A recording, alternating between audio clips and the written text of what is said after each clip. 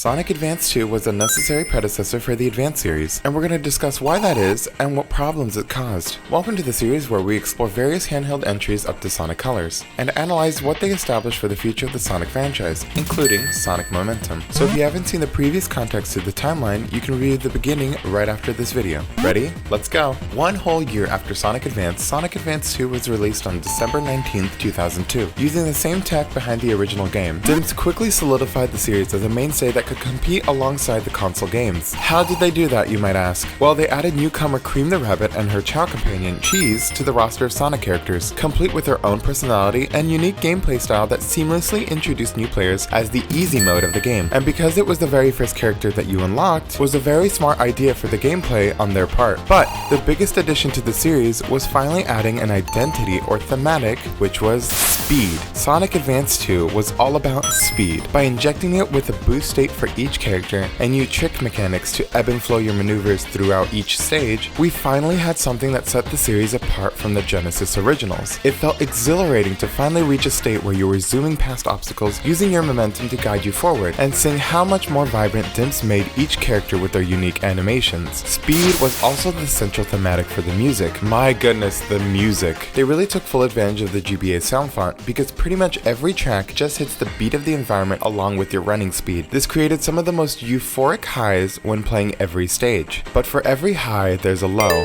and those lows fall deep into the pitfall for this game. Since the game had to be designed for speed, every character had to be dialed into a similar path, which limited some of the inherent abilities they had. This was because every stage had to be designed linearly to account for speed, which made the game seem too uniform. Not only that, but because of the limitation of the GBA screen size, it was extremely hard to see any obstacles ahead or around you, especially the many bottomless pits that Dimps loved to sprinkle throughout most stages. This would leave most players who haven't memorized the layouts at a dead stop. Again, something the game did not like. And don't even get me started about the special stages. Put all this together, and it was no surprise that many players did not last one playthrough or even finish the game. But to those who did overcome it, the emphasis on speed and extra personality that was on display was forever ingrained in their heads. These highs clearly outweighed the cons enough to make Sonic Advance 2 the game most people remember when talking about the series, and in my eyes is the early foundation for the Rush series, and in turn the modern Boost gameplay. If only it had just a bit more versatility to its gameplay to move it forward from being a linear based game.